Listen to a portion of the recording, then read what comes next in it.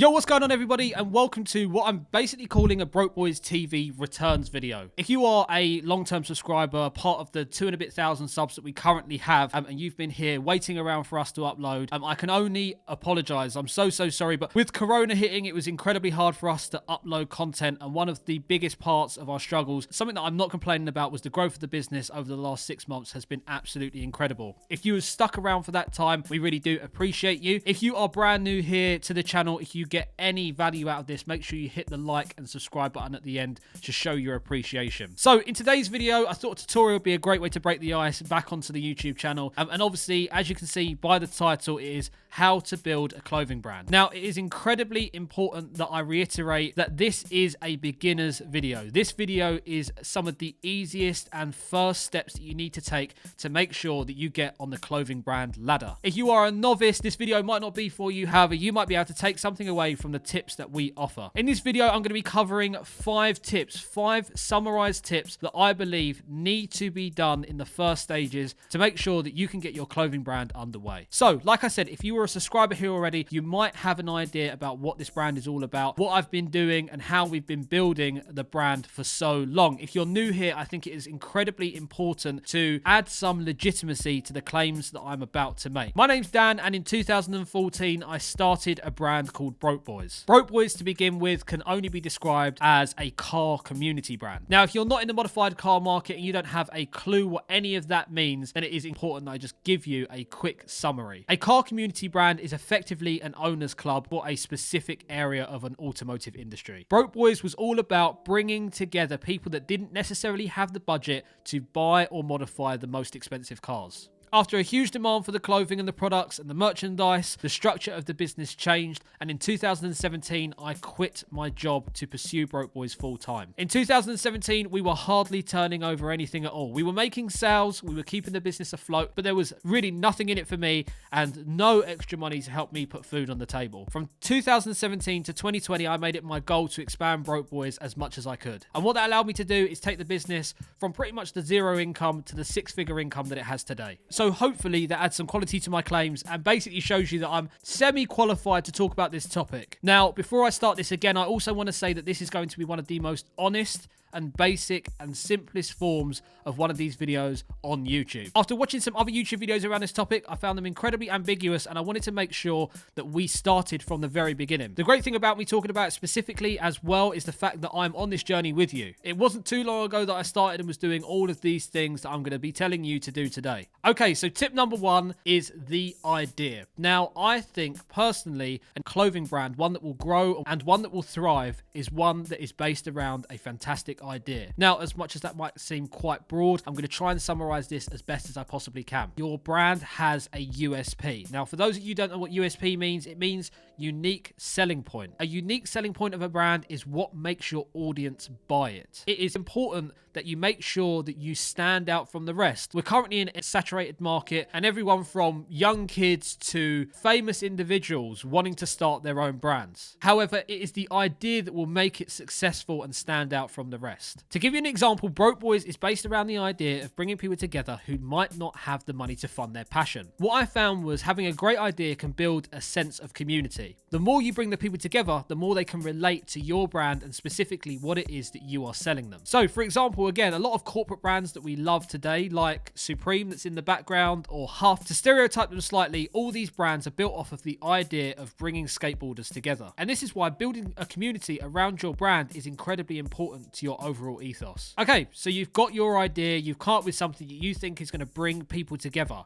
The second step is researching your production options. Now, I'm sure some people might disagree, but I'm going to summarize this into 2 parts. The first one is printing on blanks. Now, I'm going off the basis that the viewers that are watching this video right now might not have the money, might not have the funds, and want to start a clothing brand with a very little budget. Printing on blanks is most probably the best thing that you can do if you are in this situation. Now, for those of you that don't have a clue what printing on blanks means, I'll explain it to you now. Blank clothing are garments that are specifically made by manufacturers for reprint purposes. So, for example, Gildan, Fruit in the Loom, Build Your Brand, Stanley Stella are all blanks companies. They produce clothing which is blank that you can then take and reprint on. Now, with these brands, you are legally allowed to take out the tags and rebrand them to your own. Now, my biggest advice with this method is to do your research. Research online, find blank clothing suppliers, look on YouTube, find tutorials. There are loads on people that are doing kind of quality checks on different blanks manufacturers, and then choose the one which best suits your brand. The second part of researching your production options is bulk buying through a manufacturer. Now, the best way to find a manufacturer is Alibaba. Alibaba is a website that you can go on and look for manufacturers that specifically produce the product that you are interested in buying. So, you go on Alibaba, you search for what you're looking for. Let's say it's a t-shirt, for example. You find hundreds of manufacturers and message them. Now, this option out of the two is the most expensive one. Samples can range from $20 to $200, $300, depending on what it is that you're buying. Now, I would always suggest that you sample the products first. Some of these manufacturers are good and some of them are bad. It is a trial and error basis that you'll be working on. Now, the reason why this may take up more of your finances is not only the sample option, but some of the minimum order quantities that these factories may have. So, for example, you may approach a manufacturer. You might get your sample made and then they might tell you that you have to order 100 of that specific product. The good parts about looking for a manufacturer direct is the fact that you can specifically tailor the garments to what it is that you want. For example, if size and fit are incredibly important to your brand, this might be the better route to take. However, with trial and error, sampling backwards and forwards, and then potential high quantity orders, this can really add up on the price. Now, before you shame yourself and think that printing on blanks is the worst thing you can do and it doesn't add any legitimacy to your brand, it is a great way to begin if you are just starting out. There are still huge brands in the industry which are printing on blanks. So please don't steer away from it. And it was how Broke Boys began. Now, there are many printing techniques: screen printing, vinyl printing, DTG, and these are all printing methods that I would tell you to heavily look into. Now, this next tip I put third, but it doesn't necessarily have to come in this position. Topic and tip number 3 is start a social media account and a website. Now, of course, a website is incredibly important to your brand. It adds legitimacy, it gives your buyers a place to go, and it allows them to trust in you a lot more. I've seen a lot of brands start over the years and start selling through things like Instagram to begin with, and the old structure of Instagram, I'm not really sure where it's going in the next 6 months, but the old structure of Instagram, it looked dodgy when you did it that way around. So even though I didn't mention it, I'm hoping that by the time you come up with an idea, you've also come up with a name and a logo as well. Although some people might say that it's incredibly important that you focus on those two things, and it is, I think that the idea is where the logo and the name should grow from. Head over to websites like GoDaddy, 123Reg, depending on the country that you're in, again, to make sure that you can secure the domain that you need. Now, this might affect some of the first steps like names, etc., but obviously this can be figured out at the time. Now, for building websites specifically, I can only really advise one place, and that is Shopify. Shopify by far is the best place to build your website for an e-commerce based brand. There are huge amounts of integrations and apps that you can put on your website which help you sell more. It also makes it incredibly easy to combine your website with a local courier service. So you've got your website, and the next part is the social media. Now, I know that a lot of you might find this tedious and think to yourself, well, obviously I've set up social media. That was the first thing I did after coming up with the name. However, I've put it as tip 3 because the other two things are important to get into action first, to know where you're going to start your brand from. Social media is the way that you're going to connect with the community that you are about to build. For a very long time, it seems that we've started to confuse social media with the way that sales used to be done. Back in the day when selling a product, you used to knock door to door and hope that it would spread via word of mouth. Every time you knocked on a door, you would open it to the individual standing on the other side who was the potential buyer of your product. Social media is basically you knocking at that door, opening the door, and there being 5 million potential people on the other side. Platforms like Instagram, Facebook, TikTok physically allow you to share your ideas and your brand to thousands of people at any given time. Now, of course, there are perks to different social media platforms, and you need to really find out which one that you're going to hit hard first. You need to decide on the best website for you. You need to decide on the social media platforms that you're going to hit the hardest. However, I would suggest hitting them all. Even though I don't myself, I would always suggest hitting them all, because the area and audience that you are trying to hit might be on a different platform. When you are building building a brand, it is incredibly important that you communicate with your audience. One of my biggest tips for building a social media platform is making sure you stay on top of communicating with the people that are interested in your idea and your brand. DMs and comments are so important. It is important that in the early days when you don't have many followers, you make sure that you respond to them all. In the early days of Broke Boys, we made sure that every DM was replied to, every comment was replied to, and we also started our own hashtag. Our hashtag Broke Boys UK spread like wildfire, and we made sure for the first couple of years we liked every single post of anyone that was using that hashtag, and it allows you to show your audience that you care. Okay, so you've got your idea, you've researched your production options, and your website and social media platforms are ready to go. Tip number 4 is starting to design. Now, you're most probably thinking to yourself, hang on a second, I've done this already. Why are you only mentioning this at tip number 4? Surely this is a really crucial part. Now, even though these tips aren't in a specific order, I've put it as number 4 because I find that sometimes people can get really carried away with designing and never actually go forward with what they've done. Now, if you haven't designed anything by this point, it's absolutely fine. I'm going to basically touch upon some of the points that you need to make sure you are hitting when you're designing your first garments. Now, I'm going to split this topic into 2 categories again. People that are following trends, people that are designing stuff which is pretty much already out there. And then on the other side, the other half of this topic, I'm going to say that there are a lot of people that are trying to create something which is completely new. And the truth is, you need to have a balance of both. The reasons why you need to have a balance is because if you are designing something which is already too close to a product that is already available and very popular online, there is a chance that you'll get swallowed up and never looked at because that garment is already available with another brand that is already established. And then on the flip side, if you design something that's a little bit too unique, a little bit too out there, something that no one's ever seen before, the chances are people might not buy into the idea straight away. Now, that's okay if you're willing to wait and invest money, but if you're looking to basically get sales in the first couple of months to the first year of your idea going ahead and your product coming together and your clothing brand going live, I would try and find that balance. So what you need to do is you need to take inspiration and adapt trends. Inspiration is not copying. Inspiration is taking things like a color, a shape, using it and adapting it and making it your own. Being inspired by others is a great way to get the flow moving when it comes to starting your brand. Adapting trends is something which is very similar. For example, if within the current UK streetwear market, the color green is something which is very popular for the year of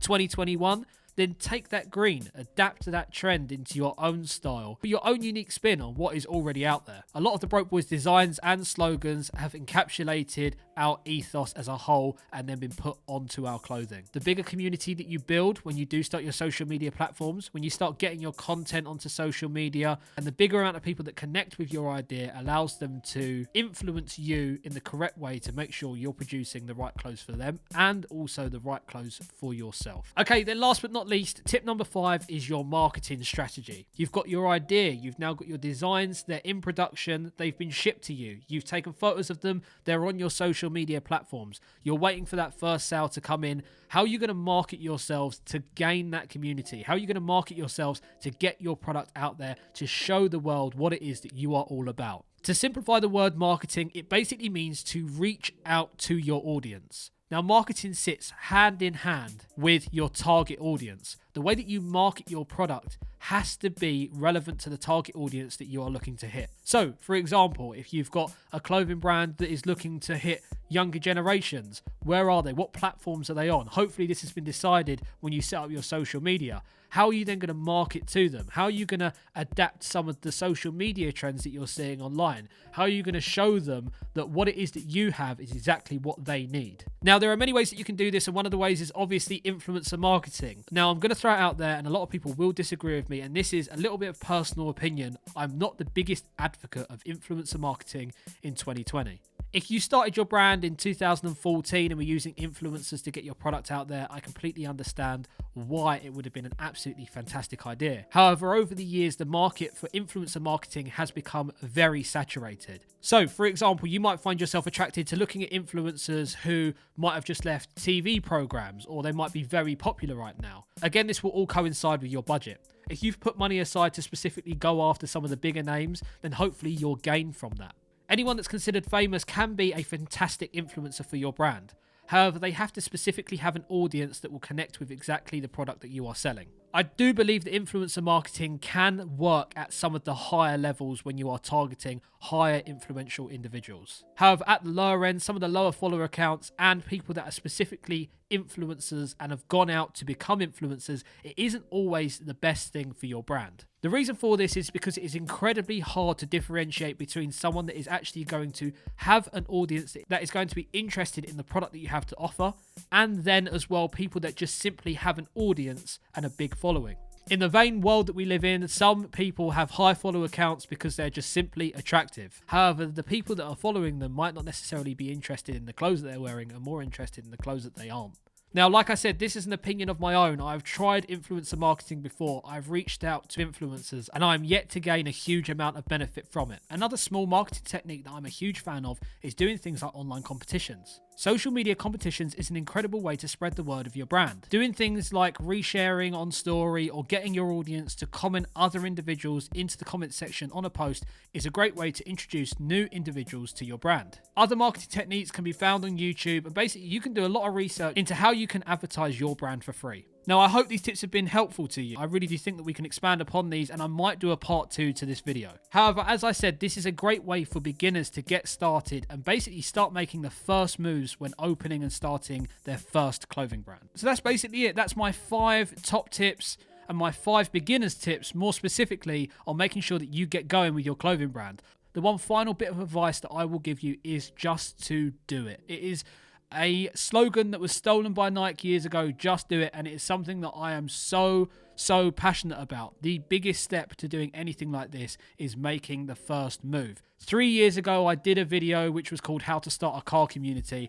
I filmed that video from the living room of my mum's house, and the area that I'm in now is the meeting room of our unit. We've grown so much in the last 3 years, and I really do believe that those first 5 steps can help you. Now, like I said in some of those, really, this is an opinion. This is something that this is the experience that I've gone through. There are other ways to start clothing brands. There are other ways and other tips that you can introduce before those 5. But I really do think that if you just follow those 5, you really can get started today. So thank you so much for watching this video. Like I said, if you have gained any sort of value out of this, then please, if you haven't already, make sure you hit the subscribe button and also give this video a like. Thank you so much for watching, and I will see you in the next video.